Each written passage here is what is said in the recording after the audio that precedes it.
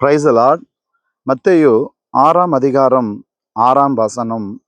நீயோ ஜெபம் பண்ணும்போது உன் அறை வீட்டுக்குள் பிரவேசித்து உன் கதவை பூட்டி அந்தரங்கத்தில் இருக்கிற உன் பிதாவை நோக்கி ஜெபம் பண்ணு. அப்பொழுது அந்தரங்கத்தில் பார்க்கிற உன் பிதா வெளியரங்கமாய் உனக்கு பலனளிப்பார். எனக்கு பிரியமானவர்களே, ஜெப வாழ்க்கையில தேவனோடு இருக்கிற உறவுல தேவனுக்குள் நம்மை தனித்துவப்படுத்தி தேவனோடு உறவாட வேண்டும் என்று இந்த ஜெபத்தினுடைய தேவனாகிய கர்த்தருடன் வழிமுறைகளை நாம் பார்க்கிறோம்.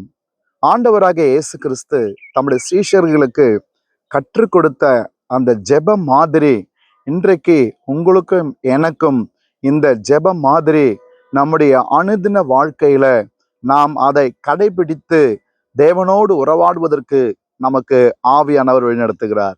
நீயோ ஜெபம் பண்ணும்போது, whenever you pray, நம்முடைய வாழ்க்கையில எப்பவுமே தெரியணும், ஜெபம் என்பது தேவனுடைய உறவுக்குள் நம்மை பலப்படுத்த, நம்மை உறுதிப்படுத்த, நம்மை ஆழப்படுத்த, நம்மை தேவனுக்குள் வளரச் செய்ய பிதாவாகிய தேவன் நம்மேல் அவர் கரிசனை உள்ளவராக இருக்கிறார். நம்முடைய ஜெப வாழ்க்கையில பார்க்கும்போது உன் அறை வீட்டுக்குள் பிரவேசித்து என்று இந்த வசனம் சொல்லியிருக்கிறது. நாம் ஜெபிக்கிற இடம் எப்படிப்பட்டதா இருக்க வேண்டும் என்று அவர் முறைமைன்னு சொல்லும்போது உன் கதவை பூட்டி என்று. அப்படி என்றால் ஜெப வாழ்க்கையில நம்ம பொருத்தனை செய்து விட்டால் எந்த விதமான அலைக்கழிப்புக்குள் நம்முடைய மனதை இடம் கொடுக்க கூடாது என்றுதான் உன் கதவை பூட்டி என்ற இந்த வாசகத்துல நாம் பார்க்கிறோம். எனக்கு பிரியமானவர்களே, நான் ஜெபமும் பண்ணணும், பக்கத்துல போனும் கையில வச்சுக்கணும், ஜெபமும் பண்ணணும், எங்க அண்ணன் வரேன்னு சொல்லியிருக்கிறார், அவருக்கு நான் என்ன ஆயத்தம் பண்ணணும் அதை நினைச்சு இருக்கக்கூடாது.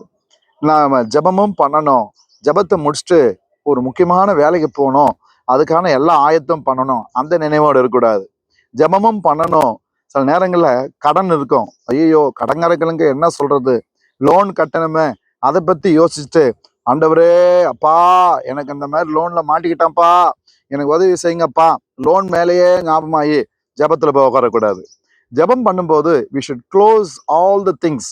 நம்முடைய மாம்சத்துக்குரிய, நம்முடைய சிந்தைக்கு உட்பட்டக்கூடிய, நம்மை அழுத்தக்கூடிய, நம்முடைய கவலைப்படுத்தக்கூடிய, நம்மை தாக்கத்துக்கு உட்படுத்தக்கூடிய சரீர பிரகாரமான நினைவுகளை ஜெபத்துல எல்லாவற்றையும் புறம் தள்ளிவிட்டு நானும் என் பிதாவும் அவருடைய வார்த்தையும் அவருடைய சித்தமும் அவருடைய திட்டமும் அவருடைய நோக்கமும் அவருடைய பரிசுத்தமும் அவருடைய நீதியும் அவருடைய ஜீவனும் அவருடைய ஆவியும் அவருடைய வல்லமையும் அவருடைய அபிஷேகமும் உன்னதமான தேவனுடைய பிரசன்னத்துக்குள்ள வரும்போது உன்னதமான தேவனுக்குரியவைகளை நாம் உள்ள கொண்டு வரதாங்க உன் அறை வீட்டுக்குள் பிரவேசித்து உன் கதவை பூட்டி என்று சொல்லப்படுகிறது. மாம்சத்துக்குரிய எண்ணங்கள் எல்லாம் சிலுவையில ஒப்பு கொடுக்கப்படணும். இதான் இந்த இடத்துல சொல்லப்படுகிறது. அந்தரங்கத்தில் இருக்கிற உன் பிதாவை நோக்கி ஜெபம் பண்ணு, அப்பொழுது அந்தரங்கத்தில் பார்க்கிற உன் பிதா வெளியரங்கமாய் உனக்கு பலன் அளிப்பார். ஜெப வாழ்க்கை என்பது தேவனுக்கும் நமக்கும் மட்டும் தெரிஞ்சா போதுங்க. அவரோடு உறவாடுவது, அவரோடு பேசுவது, நம்முடைய இருதயத்தை திறந்து அவருக்குள் நாம் உணர்வடைவது, அது கண்ணீரா கூட இருக்கலாம், அது நம்முடைய சைலண்ட் ப்ரேயரா கூட இருக்கலாம். பல நேரத்துல நினைக்கிறோம் சத்தமா ஜெபம் பண்ணதான் ஆண்டவர் கேட்பார்னு. இல்லைங்க, உன் இருதயத்தை உடைத்து தேவ சமூகத்துல நீங்க சிந்தக்கூடிய கண்ணீரின் துளிகள் ஒவ்வொன்றுமே தேவனிடத்தில் மிகப்பெரிய தாக்கமான பதிலை கொண்டு வரும். எனவே அந்தரங்கத்தில் இருக்கிற உன் பிதாவை நோக்கி ஜெபம் பண்ணணும், அவர் வெளியரங்கமாய் பலன் அளிப்பார். எனவே ஜெப வாழ்க்கை என்பது தேவனுக்குள் நம்ம இன்னும் ஆழப்படுத்தும் போது நம்ம தனிமைப்படுத்தி தேவனோடு உறவாடுவோம். டைம் பார்க்க மாட்டோம், செல்போன் எடுக்க மாட்டோம், மனுஷ சத்தம் வேணாம், நானே ஆண்டவரும் தனிமையாய் அவரோடு உறவாடும் போது பரலோகத்தினுடைய ரகசியங்கள் வெளிப்படும். பரலோகத்தின் தேவன் தம்மை உங்களுக்கு வெளிப்படுத்துவார். இந்த காலை நேரத்துல இந்த வார்த்தை தான் உங்களுக்கு வெளியரங்கமாய் பலன் அளிப்பார். நீங்க பூமிக்குரிய காரியங்கள் எதெல்லாம் நினைச்சிருந்தீங்களோ அதெல்லாம் தேவன் நிச்சயமாய் வெளியரங்கமாய் அநேகர் காணத்தக்க அற்புதமான பதிலை உங்களுக்கு தருவார், விடுதலை உங்களுக்கு தருவார்.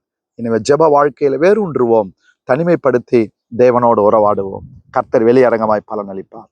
ஜெபிப்போம்.